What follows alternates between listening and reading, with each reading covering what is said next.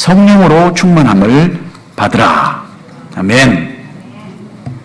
늘 술에 취해서 살던 사람이 있었다고 합니다. 그런데 이 사람이 예수님을 믿고 술을 끊게 되었어요.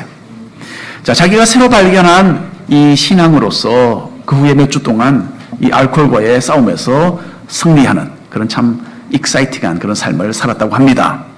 자, 그러다 하루는 어느 술집 옆을 우연히 지나가게 되었는데, 거기서 스며나오는 이 술 냄새가 정말 걷잡을 수 없는 그런 유혹이 되어서 밀려오게 되었다고 합니다.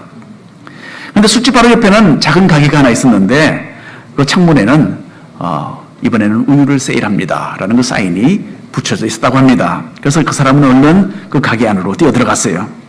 그러고는 우유 여러 통을 사서 한 통씩 그 안에서 들이키기 시작했다고 합니다.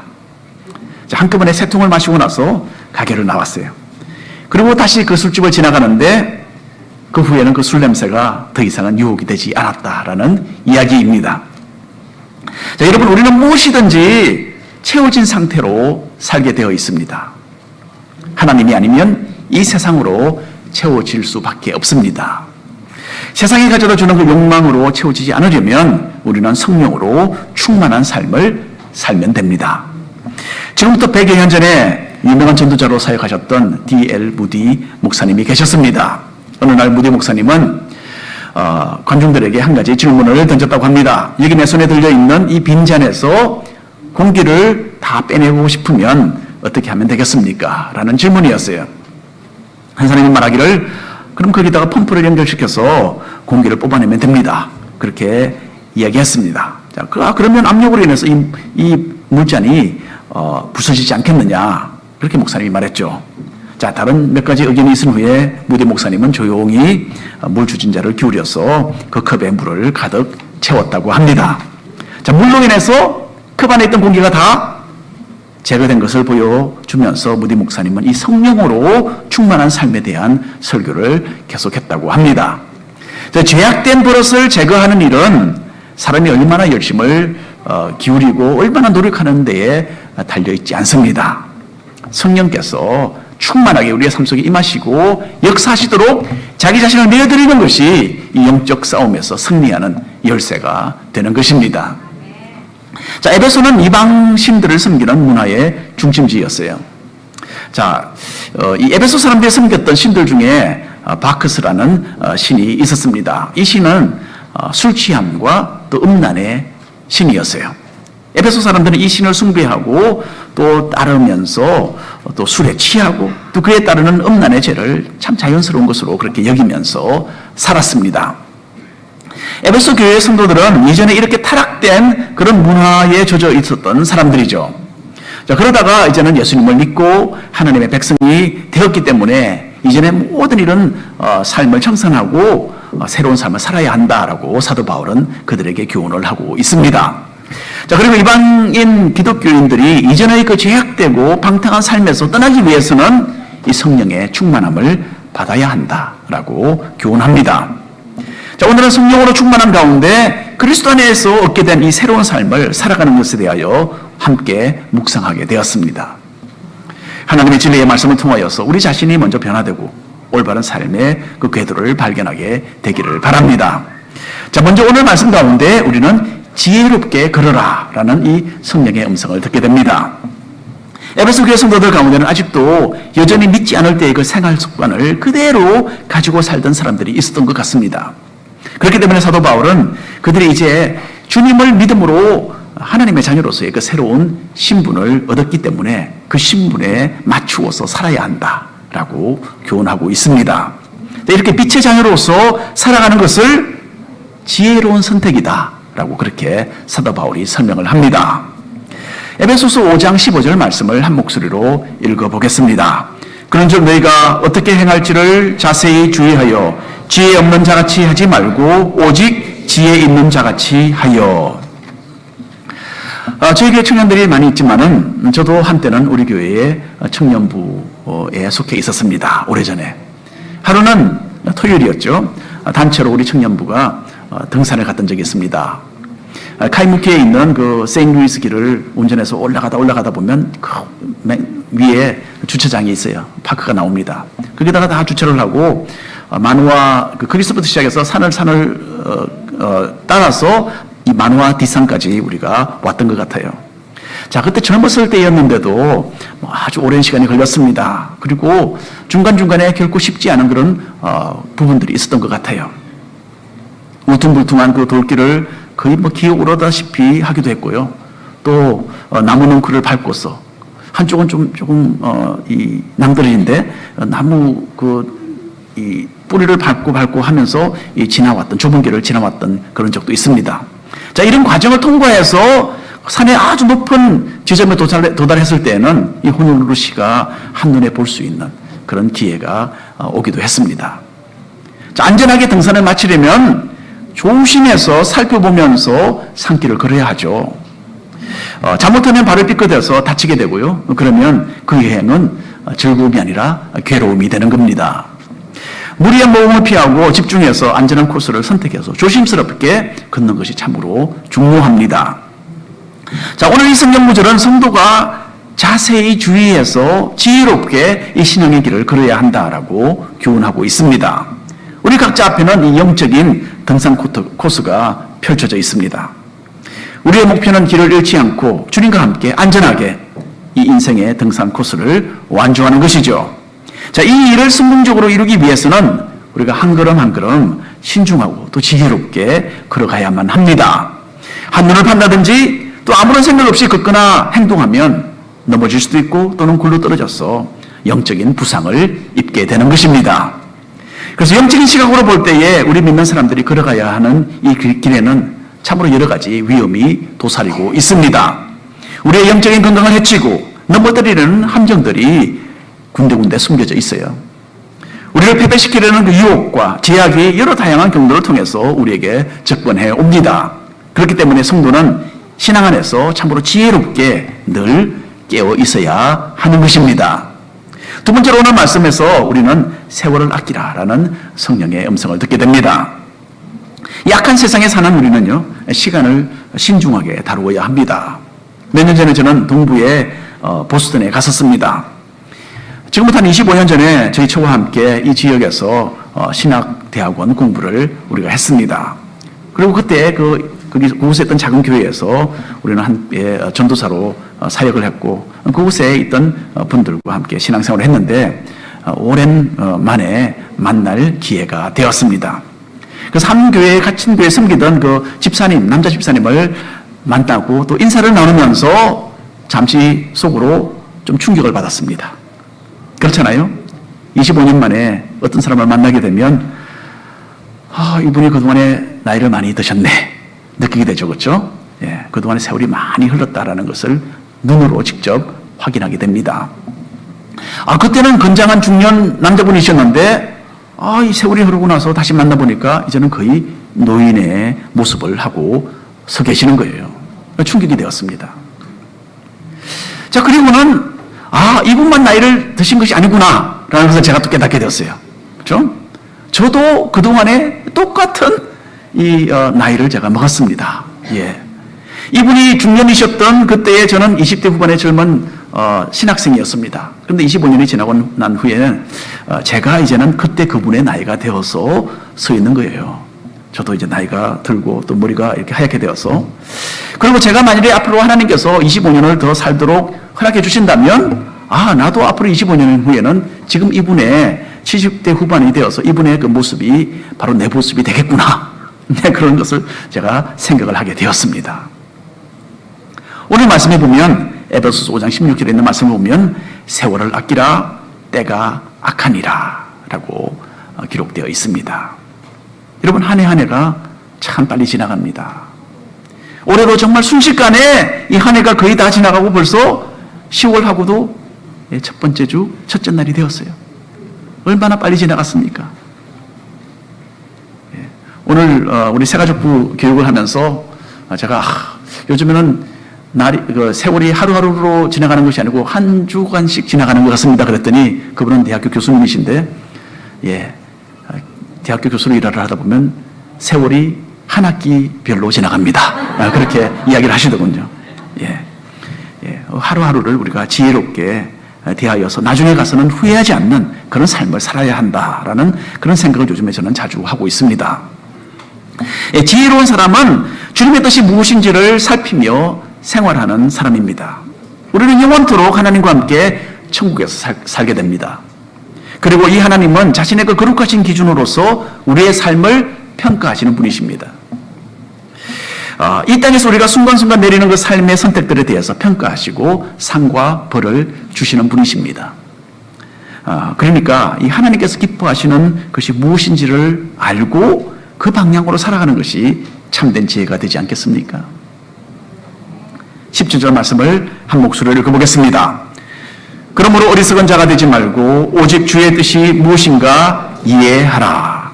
자, 이 구절은 주님의 뜻이 무엇인지를 우리가 이해해야 한다라고 말하죠.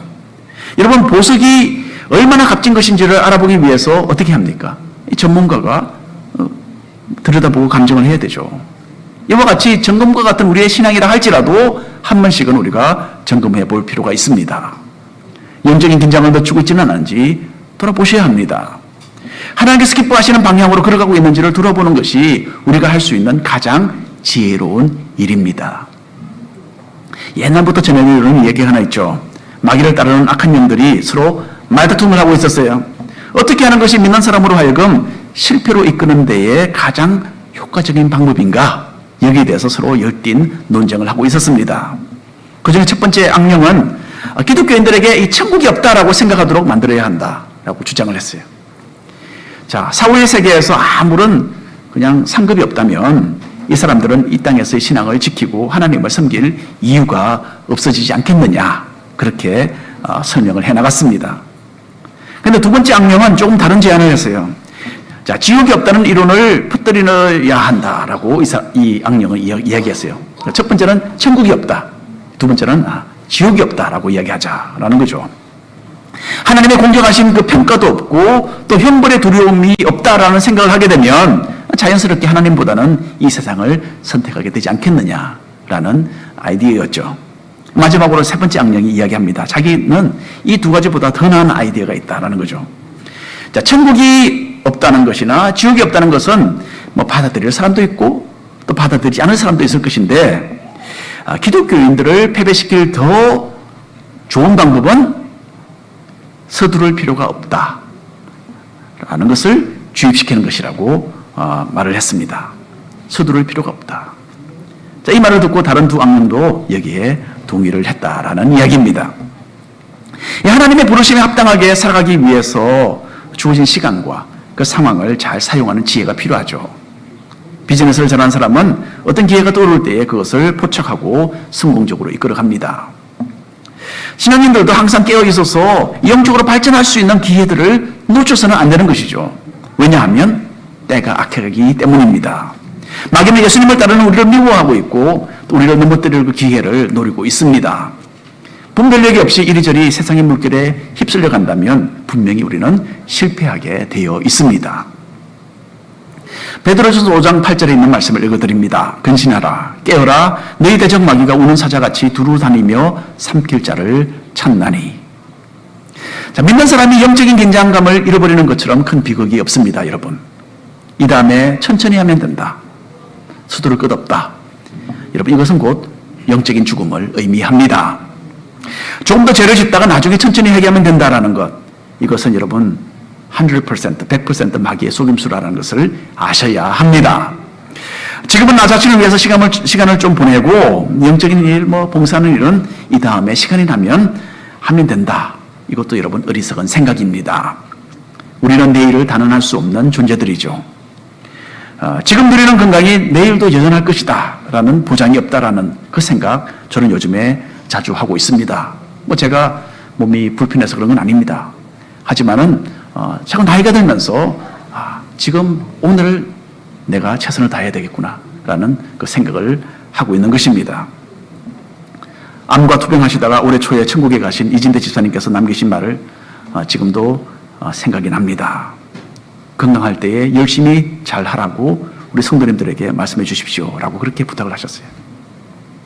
자기가 병에 걸리고 나니까 그리고 인생의 그 마지막을 대하게 되니까 건강할 때에 열심히 잘해야 되겠다라는 생각을 했던 것이죠. 그분이 열심히 잘하셨어요. 그런데 아직도 아쉬움이 있었던 것입니다. 여러분, 아직도 시간이 있고 건강에 있을 때에 영적인 삶을 위하여서 기회를 포착하시고 후회 없는 삶을 살아가시기를 바랍니다. 마지막으로 성령으로 충만하라 라는 음성을 우리가 듣게 됩니다. 성령으로 충만하라. 자, 한국 드라마에는 술 마시는 장면이 참 많이 나오죠. 술이 아니면 뭐 드라마 내용이 이어지지 않을 정도인 것 같습니다. 현대의 그 술 문화가 그렇듯이 옛날 에베소 교회 사람들에게도 이 술에 취하는 것은 크나큰 문제였습니다. 술 때문에 자기 자신을 잃어버리는 그동안에는 하나님의 뜻대로 살 가망이 전혀 없는 것입니다. 18절 말씀을 함께 읽어보겠습니다. 술 취하지 말라. 이는 방탕한 것이니 오직 성령으로 충만함을 받으라. 여러분 어떤지 모르겠지만 저는 간혹 한 번씩 밤새 현관문을 잠그지 않고 있었구나라는 것을 아침에 발견하고는 합니다. 식구들끼리 서로 뭐 문을 잠그겠지 생각하고 잠자리에 들기 때문에 일어나는 일입니다. 근데 밤에 누군가가 들어올 수 있었다라는 것을 생각하면 조금 끔찍한 생각이 들죠. 그렇죠? 근데 실제로 이런 일이 어느 미국 목사님 집에 있었다고 합니다. 어느 날 아침에 사모님이 일어나서 응집실에 갔더니 거기 소파에 어느 막중한 체격의 남자가 하나 누워서 자고 있는 겁니다. 코를 골면서. 여러분, 그 사모님이 얼마나 놀랐을지 한번 상상을 해보십시오. 근데 이분이 마음을 가다듬고 조용히 다시 방으로 들어가서 남편 목사님께 말을 했다고 합니다. 어떻게 해야겠습니까? 경찰을 불러야죠. 그래서 조용히 경찰을 불렀다고 합니다. 자, 경찰이 왔어요. 경찰이 와서 이 남자를 깨웠어요. 자, 그러니까 이야기가 참 재미있는 방향으로 이어졌다고 합니다. 이 남자는 본래 이 집에 살던 사람이었는데 술에 취해서 그만 자기도 모르게 옛날 집으로 오게 된 거예요. 예.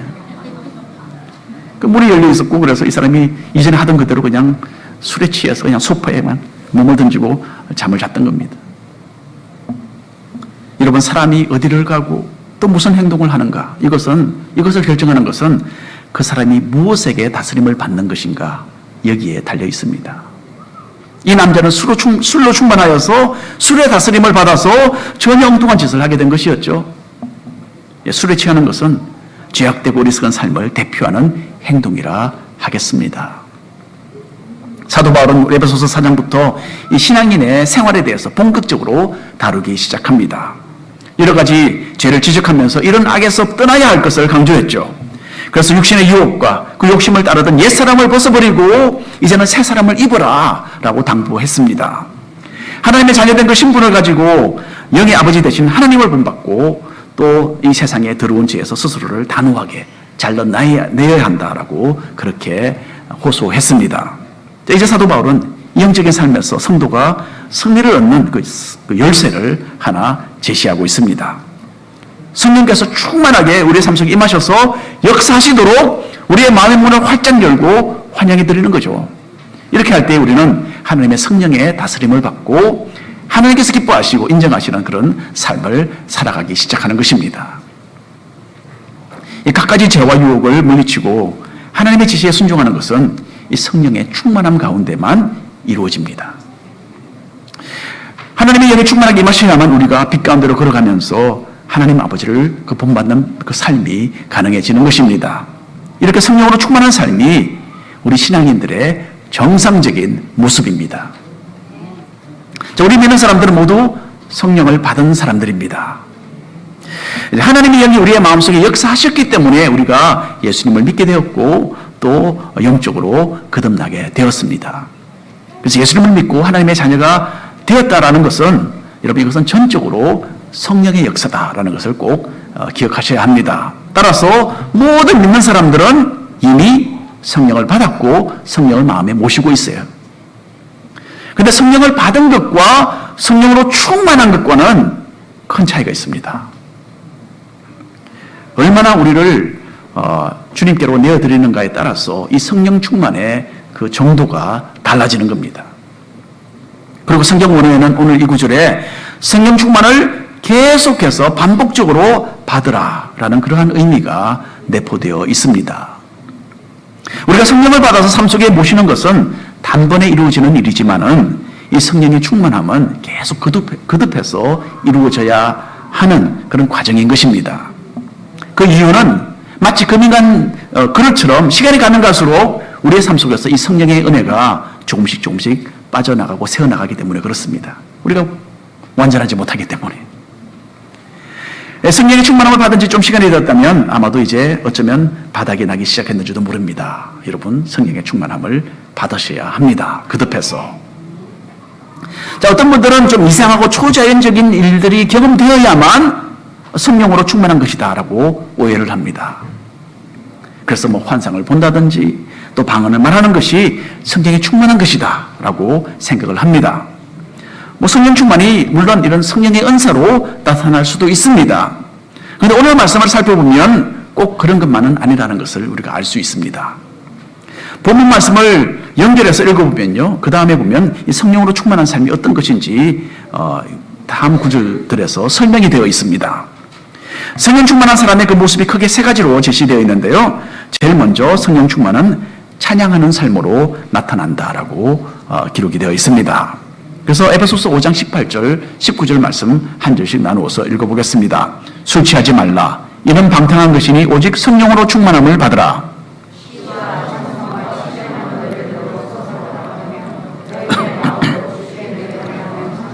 네, 감사합니다. 자, 어느 연구 결과에 의하면 치매로 인해서 기억을 상실하고 또 어려움을 겪는 사람들이 옛날 노래를 들으면 그 옛 기억이 되살아나기도 한답니다. 임시적으로나마. 그 노래의 음률과 가사가 이전에 느꼈던 그런 기억과 그 감정을 되살려 준다는 것이죠. 그래서 딱딱하게 굳어있던 그 얼굴들이 부드러운 표정으로 변하고 아무 말을 하지 않던 환자들이라도 노래를 따라 부르게 된다고 합니다. 자, 그러니까 하나님을 예배하고 높이는 이 영적인 노래가 우리의 영혼을 하나님과 연결시키는 것은 뭐 당연한 결과인 겁니다. 예? 찬양을 통해서 우리의 영혼은 하나님과 만나게 됩니다. 그리고 이 찬양의 가사를 통해서 우리의 영이 힘을 얻고 하나님께서 주시는 그 만족과 평안을 경험하게 되는 것입니다. 자, 이 성경 구절에서 이 찬송이라는 말이 똑같은 말인데 조금 다르게 여러 번 표현이 되어 있습니다. 우리가 이렇게 함께 모여서 하나님을 예배할 때는 물론이고요, 홀로 있을 때에도 이 찬양에 흠뻑 젖어 있는 사람은 분명히 성령으로 충만한 사람입니다. 기쁜 마음으로 하나님을 찬양하는 그런 하루하루가 되시기를 바랍니다. 두 번째로 성령 충만은 감사하는 삶으로 나타납니다. 20절을 보십시오. 성령 충만한 삶에 대한 이 내용입니다. 범사에 우리 주 그리스도의 예수 그리스도의 이름으로 항상 아버지 하나님께 감사하며. 범사에 어떤 일을 만나더라도 그 속에서 하나님께 감사할 제목을 찾는 참으로 적극적이고 긍정적인 이 삶의 태도가 바로 성령의 충만한 삶의 모습이다라고 이야기합니다. 아마도 코리 텐붐 여사의 이야기에 대해서 들어본 적이 있으실 것입니다. 1944년도 2차 대전 말기에 52세의 나이에 독일군에게 붙잡혀서 강제 수용소에 갇혀 있다가 기적적으로 풀려나서 1983년까지 복음 사역을 하다가 세상을 떠난 네덜란드 기독교인입니다. 자, 독일군에게 붙잡힌 후에 코리 여사와 언니 베시 텐붐은 수용소 안에 있는 28번 방에 배정이 되었다고 합니다. 그 방 안에는 나무로 된 침대들로 꽉 차 있었고요, 냄새가 나고 참 더러운 그런 지푸라기가 이불 역할을 했다고 합니다.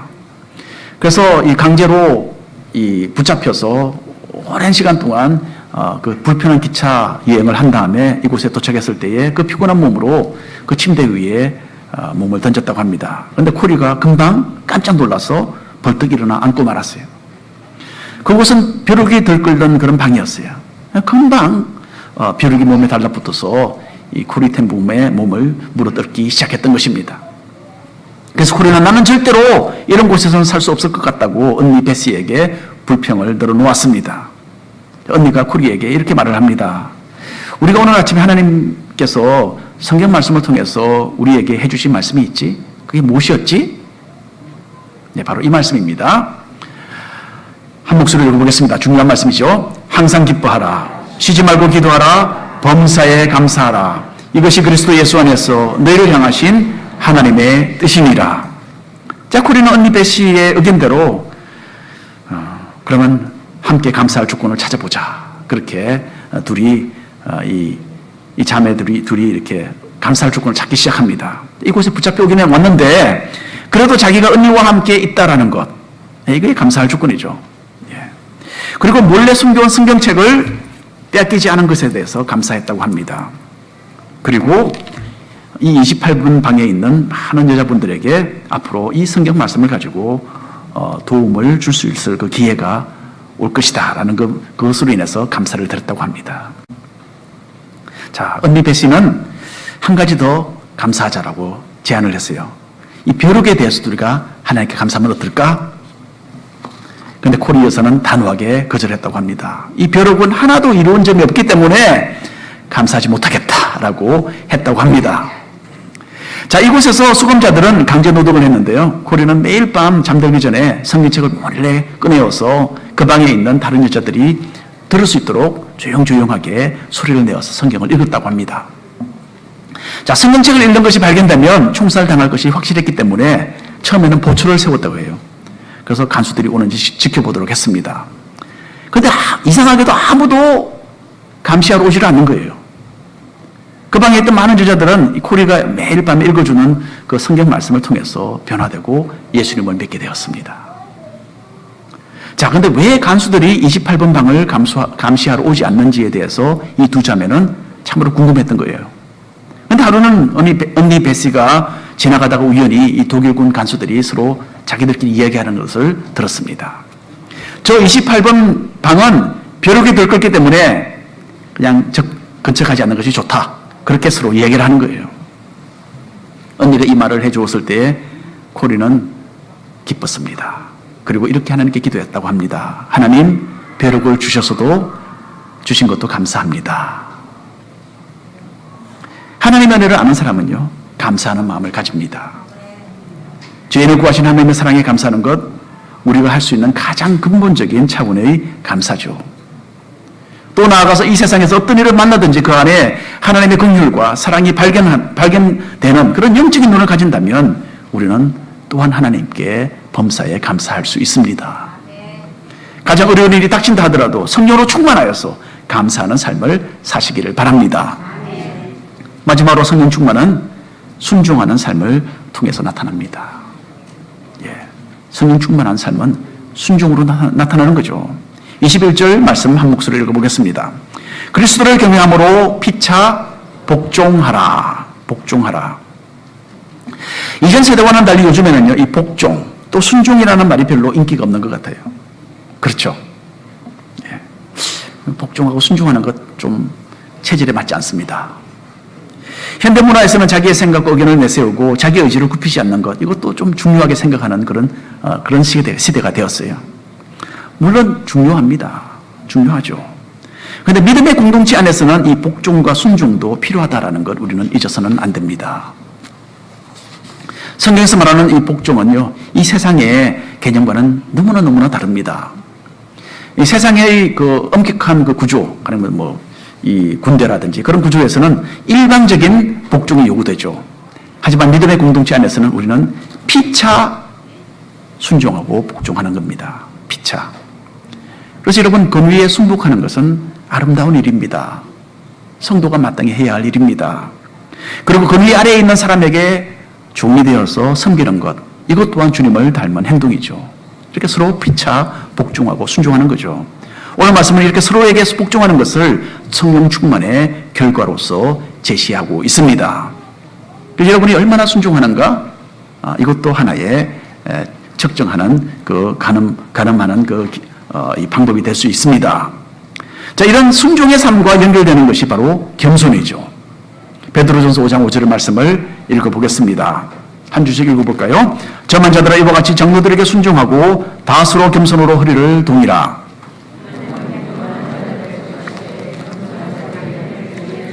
감사합니다. 여러분, 예수님의 모습을 한번 생각해 보십시오. 예수님의 모습은 겸손 바로 그 자체였습니다. 하늘보다도 더 높으신 분이 참 낮고 낮아져서 사람을 섬기는, 사람들을 자기가 창조한 자기가 창조한 그 피조물, 사람들을 섬기는 종으로 이 세상에 오셨습니다. 그들을 위해서 자기의 모든 것을 내려놓으시고 십자가에 달려 돌아가시는 그 고통 기꺼이 감당해 주셨습니다. 자, 이런 예수님의 겸손의 성품을 이해하는 성령 충만한 사람이라면 자신을 낮추고 믿음의 형제와 자매를 존중하며 피차간에 복종하는 그런 겸손을 가질 수 있습니다. 술이나 이 세상에 취하지 않고 성령으로 충만한 삶을 추구하시기를 바랍니다. 자, 이제 오늘 말씀을 마칩니다. 하나님의 자녀된 신분을 소중하게 여기는 사람은 참으로 지혜롭고 신중하게 이 믿음의 길을 한 걸음씩 걸어갑니다. 주의를 기울이는 거죠. 세월이 약하고 또한 짧기도 함을 생각하면서 회개와 거룩한 생활, 그리고 봉사와 섬김의 삶을 살 때에 우리는 후회 없는 삶을 살게 될 것입니다.